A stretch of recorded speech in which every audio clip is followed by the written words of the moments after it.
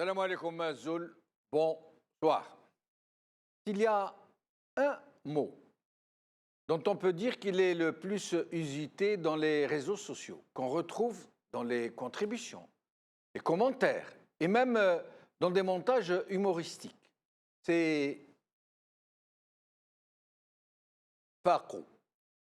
Regardez ce montage, fiqh au lieu de qif. Et faqou, si nous pouvions le traduire en français, donnerait quelque chose comme à d'autres, raconte-le à d'autres. C'est dire qu'on ne la fait plus aux Algériens. Faqou. Fini le temps du conditionnement des masses, de leur sensibilisation, tahsis al-jamahir, comme il disait.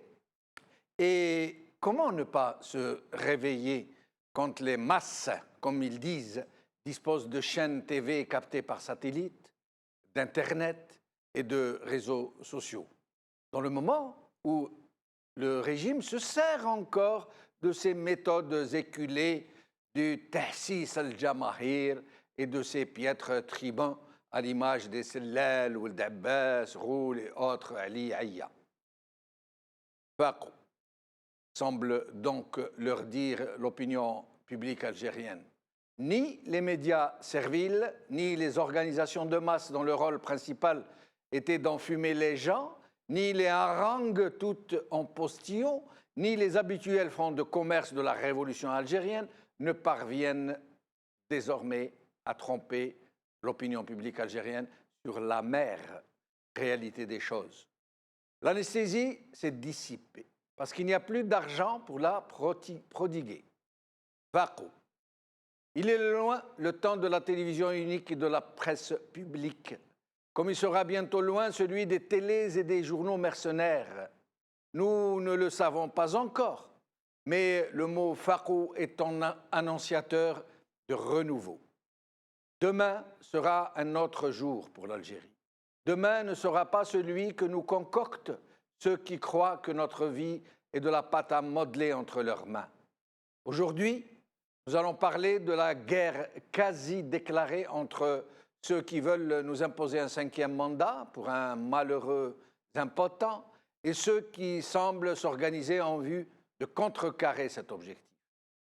Ceux qui veulent imposer cette hallucinante perspective n'ont pas tellement le choix, il faut dire, parce qu'ils savent que si leur président otage est évacué, ils seront tous jetés en pâture à la foule, qu'ils seront les boucs émissaires, qui seront traînés devant les tribunaux, que des comptes leur seront demandés sur leur déprédation.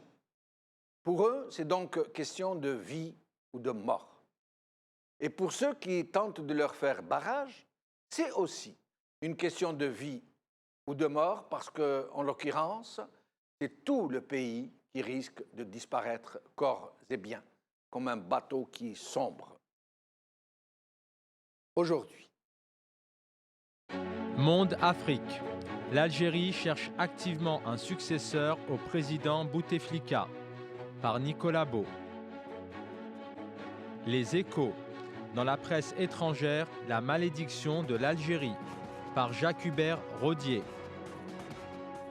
El Watan. Marche simultanée dans 3 wilayas du pays, par Jamila Kourta.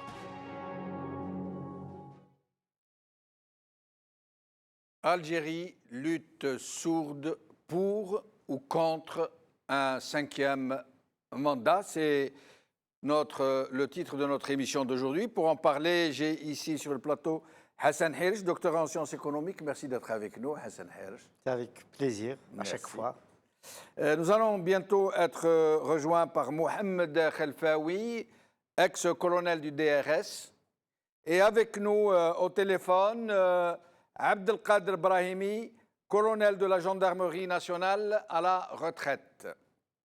Alors, Hassan Hirsch, en ce moment, il semble que l'option 5e mandat est sur le point d'être mise sur rail, de façon très sérieuse, puisque les uns et les autres sont en train d'essayer de nous convaincre que M. Bouteflika est toujours là, général Gaïd Salah, qui vient de, j'allais dire, de commettre un discours dans lequel il a quasiment traité Abdelaziz qualifié Abdelaziz Bouteflika de Mahdi el-Montadar, qui a tout fait, qui est la chance de l'Algérie, sans lequel l'Algérie aurait été à la dérive, et j'en passe, et des meilleurs. Mais pas que ça, on nous fait part d'une lettre qu'on prête au président de la République, M. Bouteflika, adressée au peuple algérien, où il rappelle les sacrifices du peuple algérien, où il dit « Voyez-vous, ces chouhadas sont sacrifiés pour qu'il n'y ait plus d'oppression, pour qu'il n'y ait plus d'injustice, pour qu'il n'y ait plus de déprédation. Et, alhamdoulilah, aujourd'hui, leur sacrifice n'a pas été vain. » Et dans le même temps, on nous fait part, au moment où le président Bouteflika écrit aux Algériens, on nous dit qu'il parle à Macron de sujets très complexes au téléphone, qu'il a échangé avec lui, et comble du comble, la présidence française vient de confirmer, en effet, que Macron a bel et bien parlé à Bouteflika. Ce qui nous amène à penser que la ligne Hollande a l'acrité, Bouteflika, qui a parlé avec lui pendant 2h30 de sujets très complexes, est en train de se confirmer que la France peut-être aurait fait son choix d'un 5e mandat qu'elle pourrait épauler à l'évidence. Et en face, j'essaie de résumer, même si je suis un peu lent, en face, il y a, semble-t-il, les gens qui sont opposés à ce 5e mandat, qu'ils trouvent complètement absurde, hallucinant, voire criminel, et qui sont en train de s'y opposer dans certains journaux, et pas des moindres, parmi les plus grands journaux algériens, notamment Le Watan. Je sais que vous avez lu l'édito de Ali Bahman qui tire à boulet rouge sur le 5e mandat, et ça, ce n'est pas rien, parce que ce journal, à qui on a laissé que très peu de subsides publicitaires, juste de quoi payer ses salariés, menace de fermer si jamais on lui retire la publicité. Et c'est ce qui pourrait lui arriver à la suite de cet éditorial. Et je vous laisse vous exprimer donc sur la question. Bien sûr. On sait aujourd'hui, tout observateur, tout journaliste, toute personne qui s'intéresse à la vie politique de l'Algérie, que l'Algérie est en pleine convulsion. Et elle traverse une étape peut-être décisive. C'est vrai qu'à chaque fois, on se dit c'est une étape décisive, mais que là, effectivement, à la veille d'élections présidentielles, en 2019, c'est bientôt, et il y a lieu, effectivement, de s'interroger sur l'avenir de l'Algérie, encore une fois, obscurci par tout simplement l'opacité qu'il y a au niveau du cercle décisionnel. On souhaite la bienvenue à notre ami Khelfaoui, c'est ça? Mohamed Khelfaoui, qui vient de nous rejoindre. Merci d'être avec nous. Je vous laisse poursuivre, Hassan Herj.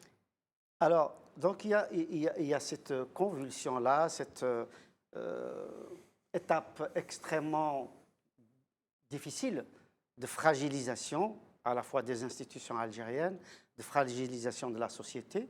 Et puis on assiste à des conflits multiples, conflits sociaux, les médecins, les enseignants, les anciens de l'ANP, un certain nombre de pans de la société, les chômeurs, les travailleurs de Cévital. Et on peut multiplier comme ça les exemples, les travailleurs d'Air Algérie. Un front social plus qu'en effervescence, en ébullition. Absolument. Et d'ailleurs, auquel on a répondu par la répression, par la négation, par le déni, par les licenciements. L'interdiction de manifester, la menace de licencier 19 000 enseignants. Tout à fait. Donc, des réponses évidemment tout répressifs et qui aggravent la situation de l'Algérie.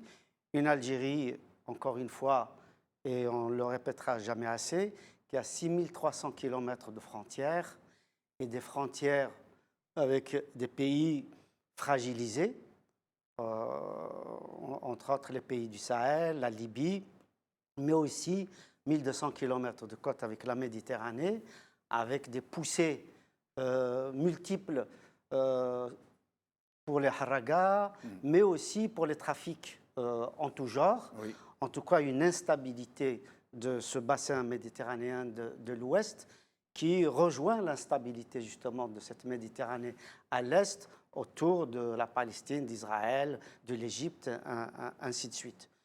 Donc le pays est complètement fragilisé et loin de chercher à comment consolider les institutions en faisant participer le peuple algérien, eh ben, au lieu de cela, on fait des conciliabules au sein d'un certain nombre de cercles, au pluriel, de cercles du pouvoir, car, comme chacun sait, l'Algérie, malheureusement, a un pouvoir multicéphale, et un pouvoir multicéphale, on trouve des clans un clan pro-soviétique, un clan pro-français, un clan pro-moyen-oriental, un clan pro-chinois, ainsi de suite.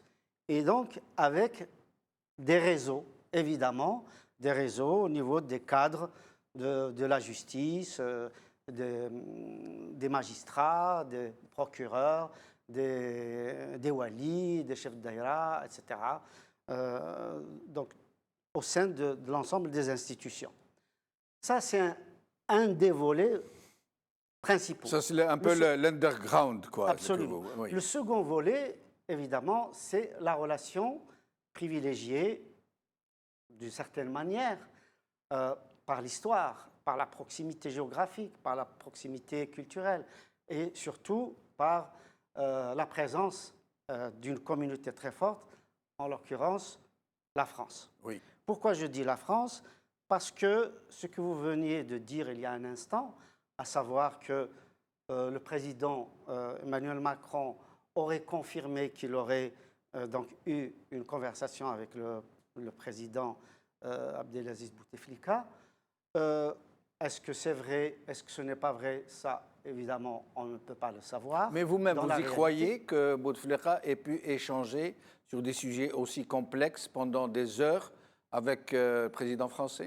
Écoutez, théoriquement, quand un président étranger fait une visite, on va dire, officielle ou une visite d'État, ou en tout cas une visite de travail, ce qui a été le cas d'Emmanuel Macron en Algérie, évidemment, il y a des dossiers en cours, il y a des signatures. On a vu au niveau économique, au niveau universitaire, au niveau de la santé, au niveau hydraulique, etc. Il y a un certain nombre de dossiers qui ont été signés et donc qui sont en cours. Et ces dossiers-là, évidemment, doivent avoir un suivi. Donc je présume que autour de chaque président, il y a un staff qui suit ces dossiers-là. Et donc tout échange entre ces deux staffs, avec des dossiers précis que je viens de citer, tous ces échanges-là sont faits évidemment au nom des deux présidents. Donc, ça veut dire qu'après ces conciliabules, on dit les présidents ont échangé, même si ce sont leurs chargés de mission, leurs ministres qui ont échangé en fait. Mais c'est tout à fait normal, Monsieur Benchenouf.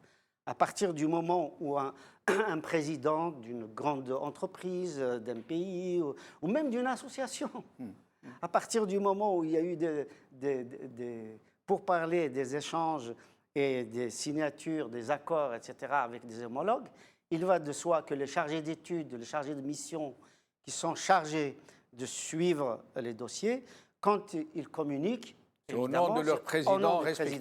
Donc, traditionnellement, on dit que les présidents se sont échangés les points de vue parce qu'évidemment, ils rendent compte immédiatement à leur président. Nous allons demander alors, je continue juste un dernier mot, excusez-moi, monsieur Mohamed Khelfaoui. Je continue juste par rapport à ce second point, à savoir qu'on cherche aussi bien les hommes politiques du pouvoir que même la classe journalistique, etc. Tout le monde cherche une légitimité pour l'Algérie au niveau de la France. C'est-à-dire que, sachant qu'il y a une opacité dans notre pays, sachant qu'il n'y a pas de transparence, eh ben, on essaye de trouver, de vérifier à travers les canaux français. Et ça a été pendant très longtemps. C'est comme la visite de M. Hollande en Algérie, le temps d'une journée Il avait déclaré qu'il avait échangé avec M. Bouteflika pendant 2h30 et que celui-ci était d'une grande alacrité, qu'il a discuté de sujets très complexes. Et depuis, les gens ont dit oui, mais vous voyez, Hollande l'a dit. Donc, Monsieur Benchenouf, oui. depuis Ben Bella, en passant par Boumedienne, Chadli et l'actuel président, on a cherché à justifier, à rendre crédibles les propos de nos dirigeants par l'intermédiaire des Jean Lacouture, de Hervé Bourges, de Paul Balta, de Roland Dumas, de Gérard Destin de Bertis, etc., Oui. etc. Donc, tout le monde est branché sur la parole d'un certain nombre de techniciens ou de politiques français pour pouvoir Valider. Voilà, pour donner un peu de crédibilité à la parole de nos dirigeants, parce que malheureusement, la parole publique en Algérie est totalement discréditée, vu les mensonges depuis 1962 à ce jour, et ça perdure. Et une des solutions, c'est arrêter le mensonge. Et je reviens à vous dans un instant. Mohamed Khelfaoui, nous vous avons présenté comme ex-colonel du DRS. Nous avons bien fait. Retraite depuis... Non, je suis un officier du DRS à la retraite. D'accord, très Voilà. bien. Alors, est-ce que vous êtes au courant de ce qui vient de tomber, de ce communiqué de la présidence française qui confirme que M. Macron a bien eu un échange téléphonique avec monsieur, vous le voyez, il est en plein pot, comme on dit, à l'écran. Je vous lis rapidement. Le président Emmanuel Macron s'est entretenu au téléphone avec le président algérien Abdelaziz Bouteflika, 19 février. Les deux dirigeants passaient en revue les principaux sujets bilatéraux après la visite du président Macron en Algérie, le 6 décembre, en souhaitant qu'un suivi précis de cette visite soit fait. Pour ce faire, les ministres concernés poursuivront, etc., etc. Qu'est-ce que vous en pensez?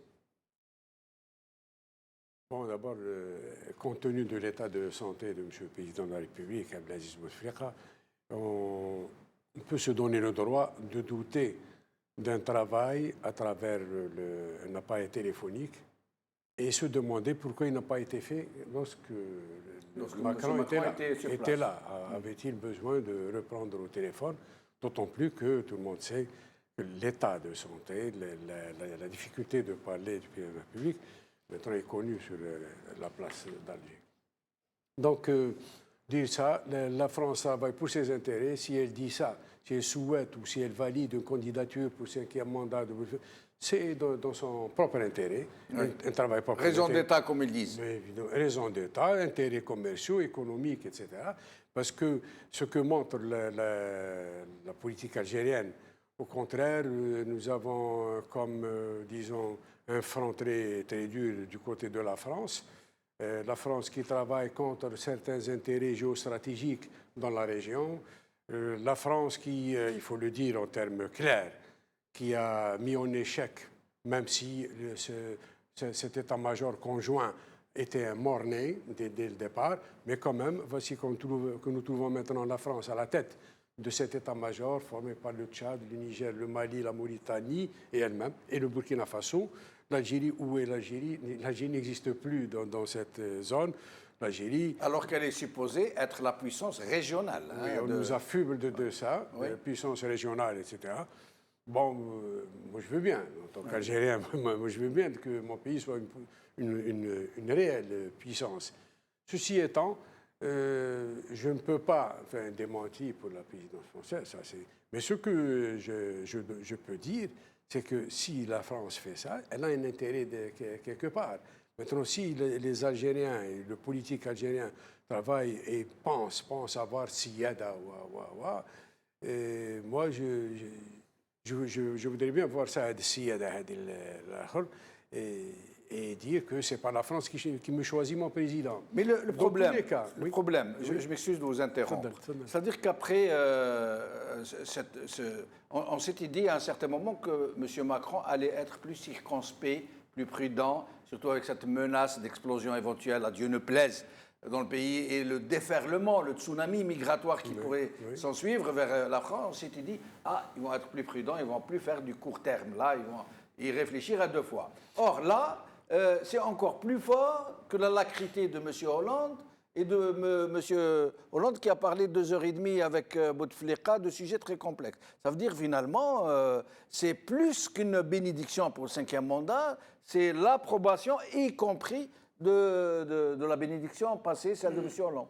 Encore une fois, je retiens de la réflexion de M. Hollande à Alger, lorsque un jeune qui lui disait Monsieur le Président, on étouffe.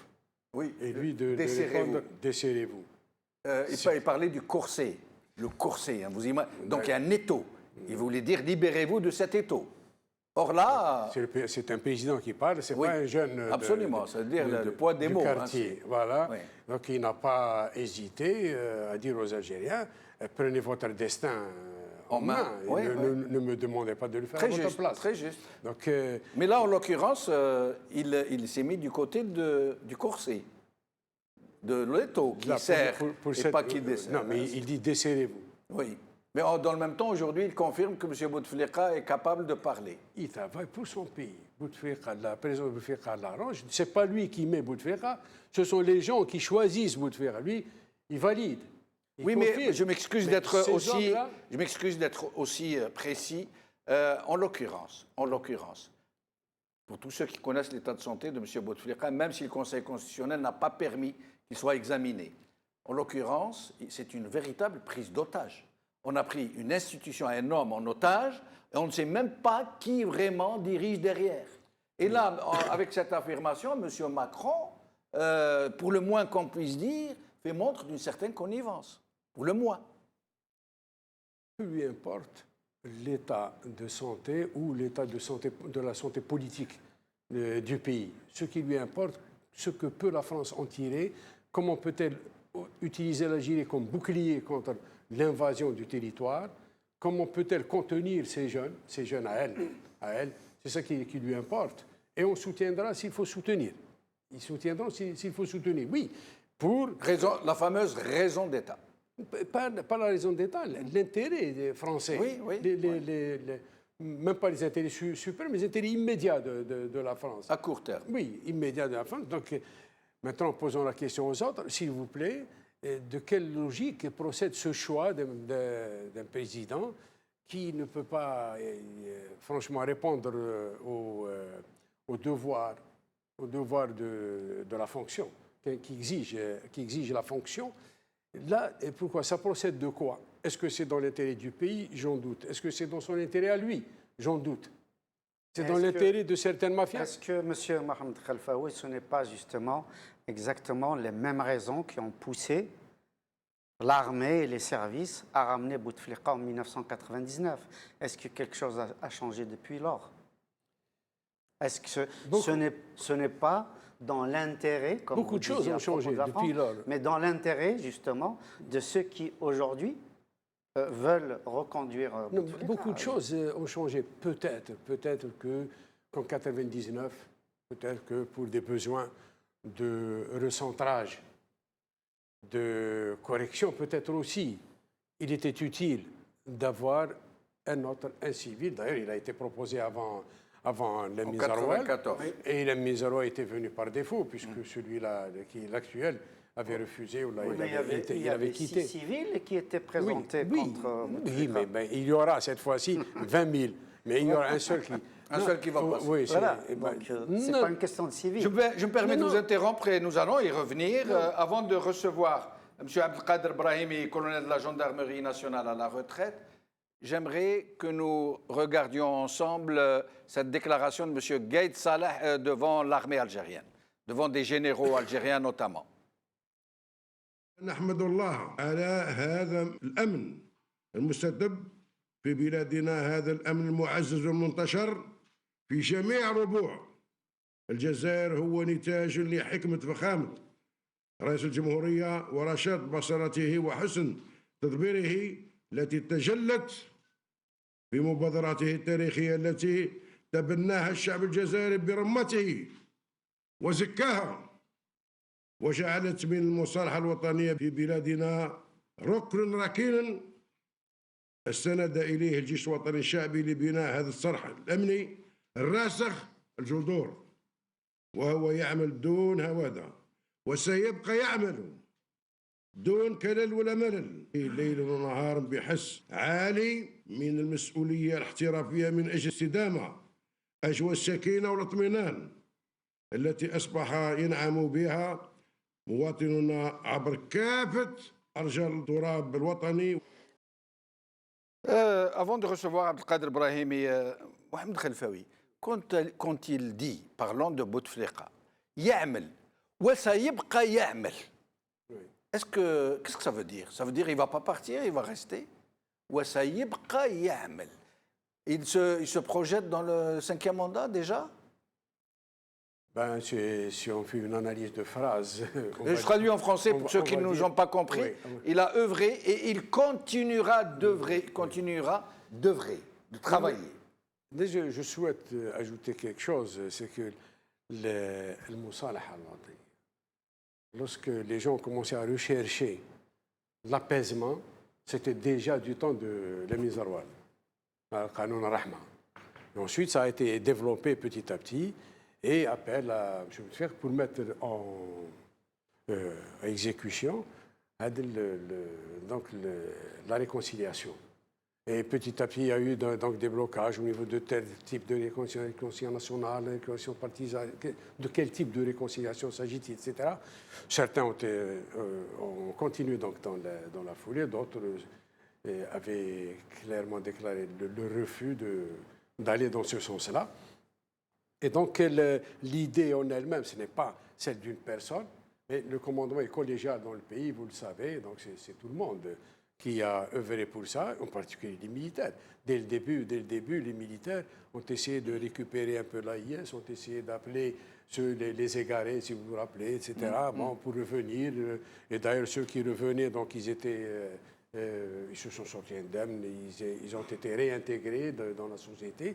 Et sans poursuite pour ceux qui n'ont pas commis de crimes, sans poursuite. Donc le travail a été mené, l'idée et l'orientation principalement, ça a été mené par des généraux. Et celui qui prenait contact avec l'AIS, c'était Général Smaïl, etc. C'était des généraux, ce n'était pas des civils ou le président de la République, même pas Zaroual d'ailleurs. Je reviendrai à vous tout à l'heure pour vous demander de nous dire s'il n'y a pas un clivage, pour rester modeste, pour rester mesuré entre deux clans de l'armée. Si le président de la République agit dans le sens de la réconciliation nationale depuis le temps, qui en Algérie travaillerait contre ça?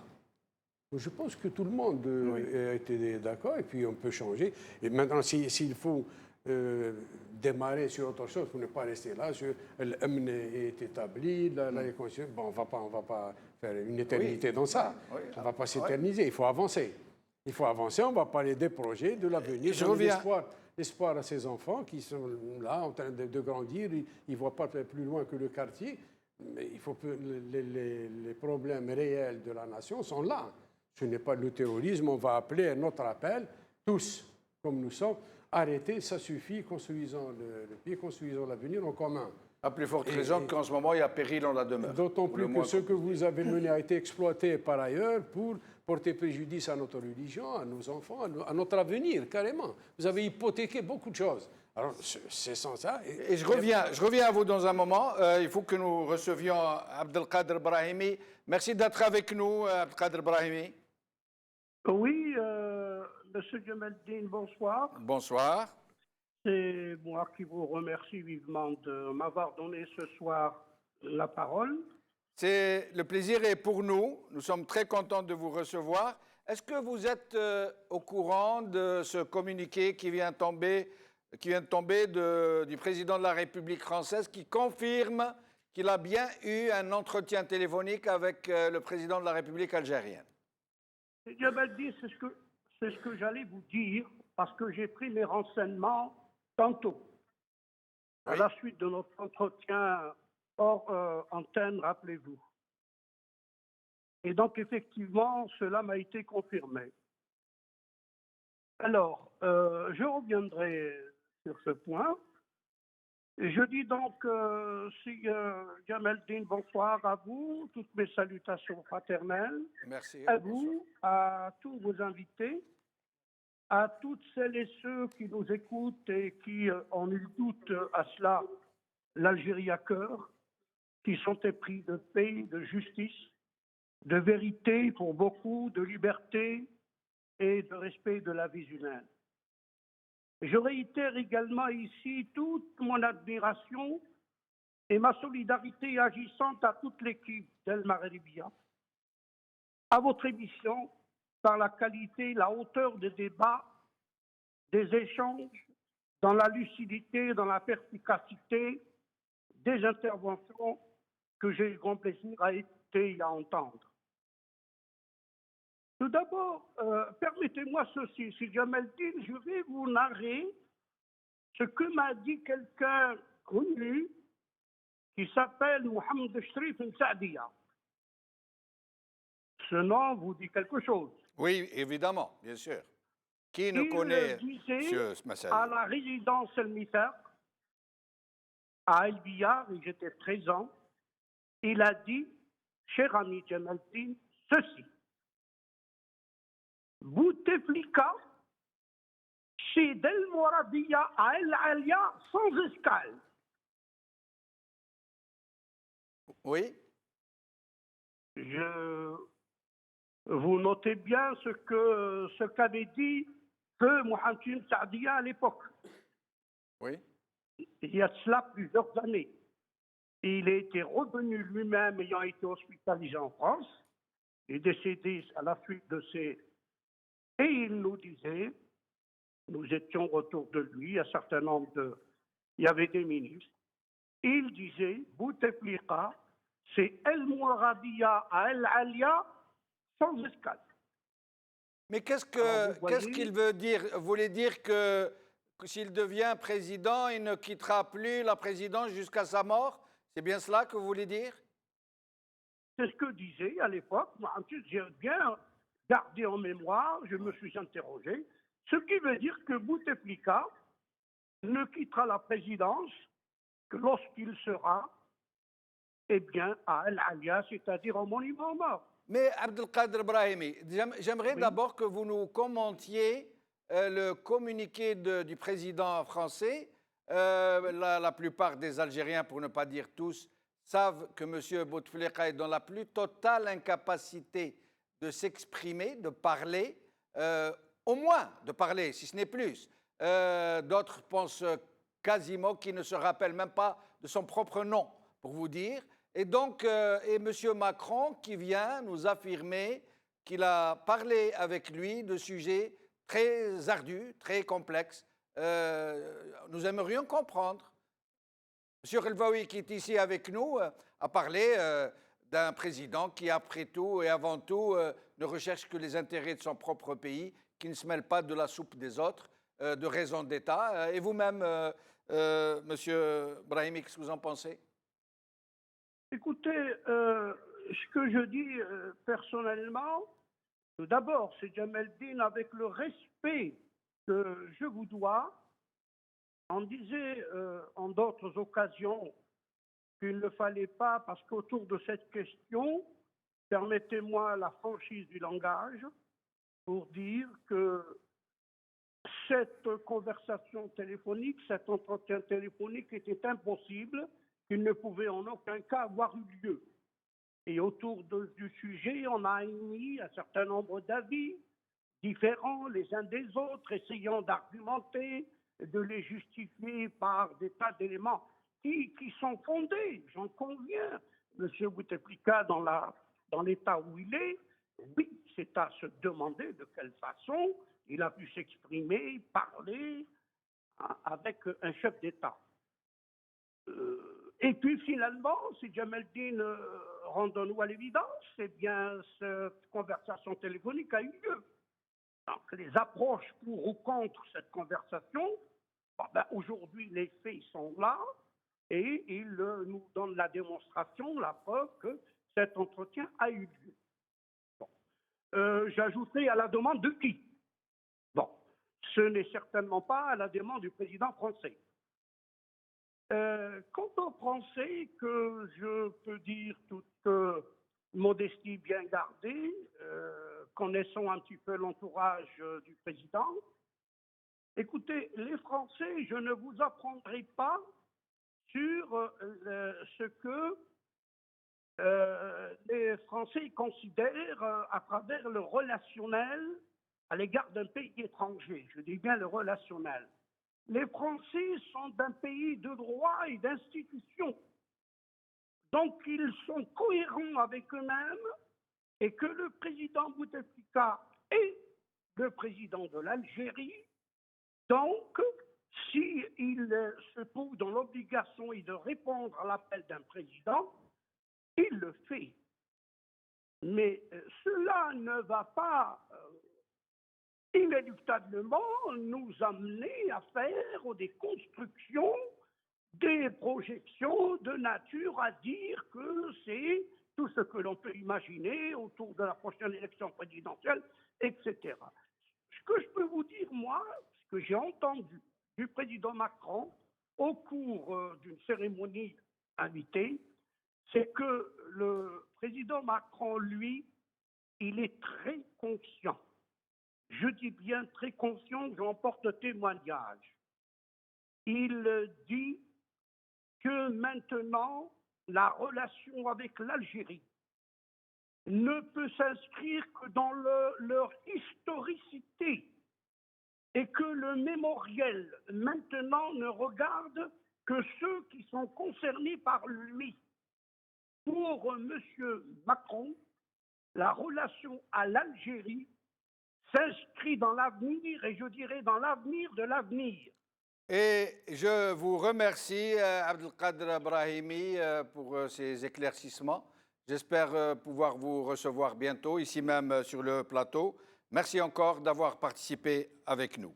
Hassan Herj, je vais vous poser une question que je poserai à Mohamed Khelfaoui, la même. Mohamed Abdelkader Brahimi vient de nous affirmer, il a bien raison de le faire, que M. Macron et M. Bouteflika se sont bien parlé. Hein, c'est un communiqué de la présidence française, il ne faut plus en douter. C'est parole d'évangile. Si M. Bouteflika est donc en mesure de pouvoir parler aussi longtemps, de façon sur des sujets aussi divers, ardus, laborieux, pourquoi ne s'est-il pas adressé aux Algériens depuis 5 ans et plus? Avant de répondre directement à votre question, Oui. Monsieur Benchenouf, permettez-moi de saluer Abdelkader Brahimi, comme j'ai salué Monsieur Khelfaoui. Oui. Pourquoi? Parce que quand je l'entends parler, je me dis, c'est extraordinaire. J'entends 2 officiers supérieurs algériens d'une grande lucidité, Oui. avec un esprit critique, et M. Abdelkader Brahimi qui nous parlait, qui disait qu'effectivement l'Algérie avait besoin de liberté, de démocratie, de progrès, de respect de la vie humaine. Oui. Évidemment, ça m'a tout de suite interpellé quand je sais qu'en 2001, les gendarmes ont tiré à balles réelles et assassiné 127 jeunes à Tizi Ouzou. Oui. Et ont assassiné Massini Germah dans la brigade de Beni Douala. Alors, il y a un décalage monstrueux entre l'intelligence politique que je viens entendre et puis les actes de la gendarmerie sur le terrain. Donc là, ça mérite véritablement réflexion et de savoir est-ce qu'on devient intelligent uniquement quand on prend sa retraite. Parce qu'un corps d'élite comme la gendarmerie, au lieu d'être au service de la société, et de mon point de vue d'ailleurs, elle ne devrait pas dépendre de l'armée, mais de la police, qu'il y ait un transfert de la gendarmerie vers le ministère de l'Intérieur, mais c'est un autre débat. Et puis, comme il n'est plus là, je préférerais qu'on évite de montrer du doigt la gendarmerie. Non, mais je montre pas du doigt. Si je savais que vous alliez aborder cet angle, je l'aurais gardé encore pour... Je suis agréablement surpris d'entendre 2 officiers supérieurs tenir le même langage que nous. Et alors qu'on avait une idée, justement, plutôt nourrie de clichés, de présupposés, etc. Donc, au contraire, ça prouve que, quelque part, il y a un espoir. Si des officiers supérieurs comme ça venaient à prendre les rênes aujourd'hui même, et concrètement, je veux dire, Mais pas à la retraite. il n'est pas dit que l'armée algérienne ou la gendarmerie algérienne sont des armées républicaines et des gendarmeries républicaines. Dans les faits, ça ne s'est jamais vérifié. Moi, je le dis haut et fort. Hein. Il n'y a pas que les jeunes Kabyles qui ont été tués, massacrés, torturés, enlevés de chez eux. Mais c'est un autre sujet, je préfère ne pas en parler. J'aimerais que vous m'expliquiez un peu. Alors maintenant, justement, mais en fait, il y a un lien. Parce que précisément, si le peuple algérien ne peut pas s'exprimer, c'est parce qu'il y a des forces de répression. Oui. C'est parce qu'on l'en empêche, c'est parce qu'il est menacé, c'est parce qu'on lui tire dessus, etc. Maintenant, nous avons l'habitude, M. Benchenouf, depuis 1962-63 à ce jour, nous avons l'habitude à ce qu'il y ait un pouvoir qui méprise complètement son peuple. C'est-à-dire qu'il ne lui parle pas d'égal à égal, il ne lui parle pas en tant qu'exécutif, il ne lui parle pas en tant que responsable d'institution, mais au contraire, il y a une relation de domination. Mais à ce point, Hassan Herri, regardez, depuis plus de 5 ans, cet homme ne parle pas aux Algériens. On va prendre Argent Comptant qui peut parler à Macron. Mais donc ça serait du mépris que de ne pas s'adresser aux Algériens alors qu'il peut le faire, alors que la Constitution lui fait obligation de s'exprimer directement, de s'adresser, la Constitution dit, de s'adresser directement aux Algériens, c'est-à-dire par discours public.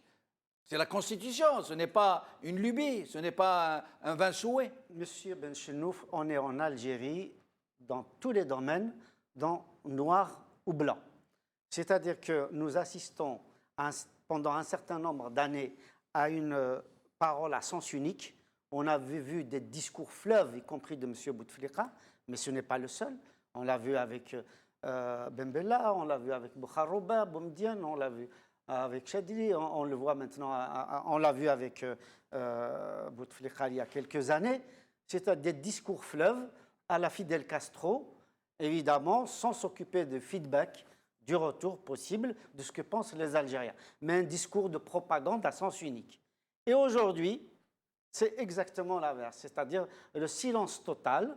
On a vu que le 4e mandat, lors de la campagne, cette campagne a été menée par des Sellal, par des Benyounès, par des Amarol, ainsi de suite. C'était l'aéropage qui est autour de Bouteflika, mais il n'a pas prononcé une seule parole. Donc je présume qu'il n'en avait pas les capacités ni physiques ni cognitives. Et aujourd'hui, il continue dans le mutisme pour les raisons qu'on vient d'évoquer, y compris donc avec Mohamed Khelfaoui, qui n'est pas véritablement, que nous pensons qu'il n'est pas véritablement dans la capacité de parler. Mais si aujourd'hui on lui accorde des discours, on lui accorde des lettres, on lui accorde des interventions téléphoniques à très haut niveau. Absolument. C'est pour sauvegarder les intérêts de ceux qui sont autour de lui, de reproduire le système. Ou ceux qui sont derrière lui, derrière la façade qui est devenue. Autour et derrière. Je reviens à vous dans un moment. C'est-à-dire tout simplement dans la seule préoccupation est la reproduction du système en place. Mohamed Khelfaoui, même question. Pourquoi, puisqu'il parle à Macron, puisque tout le monde nous le dit, puisque Macron lui-même nous le dit, il ne nous dit pas que c'est par télépathie. Hein. Et il nous dit ils ont échangé, ils ont parlé. Alors pourquoi ne parle-t-il pas aux Algériens depuis plus de 5 ans? Bon, de toute façon, il a habitué les Algériens à ne pas s'adresser à eux. S'il a communiqué déjà auparavant avec les étrangers. Il a beaucoup parlé durant ses premiers mandats. Il a parlé, il avait obligation de défendre son programme, si programme existait, il avait l'obligation de s'adresser au peuple, il avait l'obligation le serment. Prestation de serment. Le prestation de serment. Et la campagne électorale. On se rappelle tous, lorsque quelqu'un était passé, il lui a enlevé les feuillets. Parce qu'il n'arrivait plus. Donc la chose est claire. La chose est claire, mais ce n'est pas le côté politique. Je ne pense pas qu'il soit responsable, le côté politique. Le côté politique, il est là. Au garde à vous, il fait, bon, on vous a mis là, vous devez répondre. Le peuple a toujours fait confiance en son armée. L'armée choisissait, bon, on accepte et on avance. Mais il faisait un peu confiance en ça. Aujourd'hui... Il faisait confiance ou il n'avait pas le choix? Vous n'avez pas le choix. où ils n'avaient pas le choix. Les deux. Non, mais je ne cache rien là-dedans. Non, mais si c'était de la confiance, doit-il perdre confiance en son armée qui lui présente un personnage ou une personne démunie de capacités, comme disait, cognitives et physiques? C'est dommage. C'est dommage. Si on doit lui retirer la confiance parce qu'il ne sait plus choisir, ou il a un contrat moral avec une personne et qui n'est pas au profit de l'Algérie, chose qui est en contradiction avec le principe même de l'ALN, puisque l'ANP étant héritière de cette ALN qui nous a libérés. Donc, dans tous les cas, nous tombons dans des contradictions que le peuple ne pardonnera pas, peut-être. Maintenant, on ne peut pas me dire que le peuple ne se lève pas parce qu'il ne veut pas prendre de risque de se faire tabasser. Non, il se lève et il se fait tabasser. Heureusement. C'est différent. Il se lève oui. et il se fait tabasser. Et les Algériens, lorsqu'ils se sont soulevés en 1954, ils se sont fait massacrer et ils sont allés jusqu'au bout. Donc on est d'accord que c'est le même système qui perdure. Heureusement. De 1954 à maintenant. Non, je ne peux pas dire ça. Bah, écoutez, Je ne peux pas comparer quand même au pays. Je ne peux pas comparer mes parents ou me comparer moi-même aux colons. Et non, soyons un peu... Malheureusement, il est douloureux de dire que on n'a pas encore confiance en ce peuple, ou ce peuple n'a pas montré, peut-être aussi, qu'il a atteint un degré de maturité où il refuse une situation pareille. C'est fini, nous avons atteint les Tunisiens ou les Égyptiens, lorsqu'ils se... C'est pour dire baraquette. Baraquette, plus de ça. Qu'est-ce qu'il en est advenu? C'est une autre histoire. Mais tant que le peuple peut-être n'a pas montré cette maturité ou ce rejet, je ne suis plus ce que je fus. C'est peut-être la peur de retomber dans cette décennie rouge, enfin cette décennie qui a duré plusieurs 15 ou 16 ans. Hein. Non, mais est-ce que vous voulez insinuer qu'il faut qu'il y ait une émeute généralisée, encore une fois avec des dizaines, des centaines, des milliers de morts, pour qu'on dise, enfin, il va peut-être falloir commencer à réfléchir à un éventuel changement? On ne réfléchit pas de la même manière, monsieur. J'étais au sein de l'armée et j'ai vu la lutte antiterroriste, j'ai vu ce peuple qui est le nôtre. J'ai vu. Donc je ne peux pas réfléchir. Mais comment peut-on, par exemple, apporter des preuves à l'armée que l'on peut être mieux, que l'on doit faire vite et mieux, parce qu'il y a des capacités et parce qu'on risque de rater les virages que prend l'histoire. On voit par exemple la Tunisie qui se constitue, malgré les moyens très réduits. On voit le Maroc qui avance, aussi bien en Afrique, sa pénétration en Afrique est gigantesque. En Europe, il est respecté. Bien sûr. Il est respecté. On voit les autres pays. La Libye, si elle avait pu se stabiliser, je suis certain qu'elle ferait une pénétration en Afrique comme auparavant, extraordinaire. Mais M. Khelfaoui, excusez-moi de vous interrompre, M. Khelfaoui. Franchement, je le dis gentiment, amicalement. Oui. Je ne connais pas un seul pays où le pouvoir appartient à l'armée, au service de l'armée, service de renseignement, à la police politique, qui a réussi. Je n'en connais pas un seul. Au contraire, ils sont tous effondrés. L'Union soviétique, l'Irak, la Syrie, la Libye, les pays d'Amérique du Sud qui étaient sous domination militaire et qui n'ont commencé à être des pays émergents que quand justement l'armée est rentrée dans les casernes, etc. Donc aujourd'hui, vous nous dites, l'armée ne sait pas si elle doit faire... On est obligé de L'armée le ne laisser. sait pas si elle doit je n'ai faire pas dit confiance. Parce que, Hassan, Écoutez, il y a moins de 2 minutes, on va laisser s'exprimer. Non, d'abord, je n'ai pas dit ça. Ensuite, vous pouvez retirer de votre liste l'Union soviétique. L'Armée n'y était pas au pouvoir. Et combien même si... Désolé, c'est le KGB qui était au pouvoir. C'est le KGB, ce n'est pas l'armée. Ben oui. L'armée rouge, C'est son les chef, généraux. l'armée rouge, son chef, c'était Trotsky. C'est pas... Et Trotsky, c'est pas militaire. Ça a continué. Non, s'il vous plaît. Oui, mais juste... J'aurais bien aimé que cela soit ainsi. L'URSS a fait de la Russie une puissance nucléaire, monsieur. Et nous? Et alors? Non, c'est pas y alors. C'est-à-dire que... Parce que c'est une puissance unique. Alors, je suis désolé. Mais On a La Corée épuisé du le Nord temps. aussi est Pardon, puissance- Hassan. Oui, mais Pardon, la Corée du Nord est une Mohamed puissance Khelfaoui. nucléaire. On a épuisé le temps de l'émission. Nous ne pouvons pas aller plus avant, mais j'espère que nous pourrons rééditer cette émission avec les mêmes invités pour pouvoir aller plus avant dans ce genre de questionnement. Merci beaucoup, Mohamed Khelfaoui. Merci beaucoup, Hassan Hirsch. Merci beaucoup, Abdelkader Brahimi. Et merci à vous, chers amis, de nous avoir suivis. Bqaw ala khair, bislama. Merci.